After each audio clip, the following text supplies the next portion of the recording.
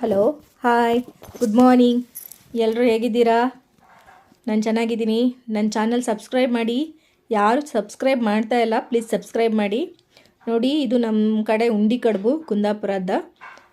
ನೋಡಿ, ಅಕ್ಕಿ ಹಾಕಿದ್ದಾರೆ ನಮ್ಮ ಅತ್ತಿಗೆ 3 ಗ್ಲಾಸು. ಆಮೇಲೆ ಚೆನ್ನಾಗಿ 3 ಸಾರಿ 4 ಸಾರಿ ತೊಳಿಬೇಕು. ಚೆನ್ನಾಗಿ ಅಕ್ಕಿ ತೊಳೆದ್ರೆ ಇದು ರೇಷನ್ ಅಕ್ಕಿಯಲ್ಲಿ ಉಂಡಿ ಕಡುಬು ಮಾಡ್ತಾಯಿದ್ದೀವಿ ನಾವು. ನೋಡಿ, ಕ್ಲೀನಾಗಿ ತೊಳಿತಾ ಇದ್ದಾರೆ. ನಾನು ಅವ್ರ ಮನೆಗೆ ಬಂದಿದ್ದೀನಿ, ಉಂಡಿ ಕಡುಬು ಮಾಡಿ ನಾನು ವೀಡಿಯೋ ಮಾಡ್ತೀನಿ ಅಂತ ಹೇಳಿದೆ. ಅದಕ್ಕೆ ಸರಿ ಅಂತ ಹೇಳಿದರು. ಉಂಡಿ ಕಡುಬಿಗೆ ತೆಂಗಿನಕಾಯಿ ಹಾಕಬೇಕು. ತೆಂಗಿನಕಾಯಿ ಹಾಕಿದ್ರೆ ತುಂಬ ರುಚಿ ಬರುತ್ತೆ. ಇದು ತುರಿಯೋ ಮಣಿ. ನಮ್ಮದು ಕುಂದಾಪುರದಲ್ಲಿ ಚೆನ್ನಾಗಿ ಸಿಗುತ್ತೆ. ಎಲ್ಲ ಕುಂದಾಪುರದವರೆಲ್ಲ ಇದರಲ್ಲೇ ತುರಿಯೋದು. ತೆಂಗಿನಕಾಯಿ ಹಾಕಿಬಿಟ್ಟು ಅಕ್ಕಿ ಹಾಕಿಬಿಟ್ಟು ರುಬ್ಬಬೇಕು. ಆದರೆ ನೈಸು ರುಬ್ಬೇಡಿ. ನೈಸ್ ರುಬ್ಬಿದರೆ ಚೆನ್ನಾಗಿ ಬರಲ್ಲ.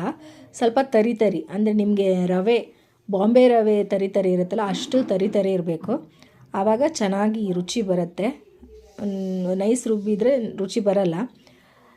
ನಾವು 2 ಸರಿ ರುಬ್ಬಿಟ್ಟು ಹಾಕಿದ್ರು. ಇದು ಒಂದು 6-7 ಜನಿಗೆ ಆಗುತ್ತೆ. ನೋಡಿ, ತರಿ ಇದೆ. ಆಮೇಲೆ ಅದಕ್ಕೆ ಕಡಾಯಿಗೆ ಒಂದು ಸ್ವಲ್ಪ ತುಪ್ಪ, ಒಗ್ಗರಣೆ ಹಾಕಬೇಕು. ನಿಮಗೆ ಸಾಸಿವೆ, ಕರಿಬೇವು ಸೊಪ್ಪು, ಉದ್ದಿನಬೇಳೆ ಎಲ್ಲ ಹಾಕಿ ಸ್ವಲ್ಪ ಉಪ್ಪು ಹಾಕಿ ಕಲಿಸ್ಬಿಟ್ಟು ಆಮೇಲೆ ಹಿಟ್ಟು ರುಬ್ಬಿದ್ದೀವಲ್ಲ ಅದನ್ನು ಚೆನ್ನಾಗಿ ಮಗ್ಚ್ತಾ ಇರಬೇಕು. ಯಾಕಂದರೆ ತಳ ಹಿಡಿಬಾರ್ದು. ಮಗ್ಚ್ತಾ ಇರಬೇಕು. ತುಂಬ ಹೊತ್ತಾಗುತ್ತೆ. ಸ್ವಲ್ಪ ಪೇಷನ್ಸ್ ಇರಬೇಕು.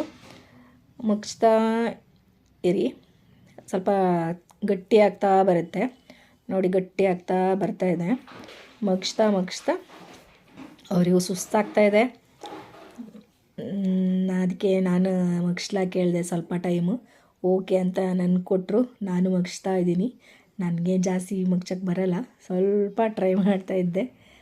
ನಾನು ಮಾಡ್ತೀನಿ ನಮ್ಮ ಮನೇಲಿ ಉಂಡಿ ಕಡುಬು.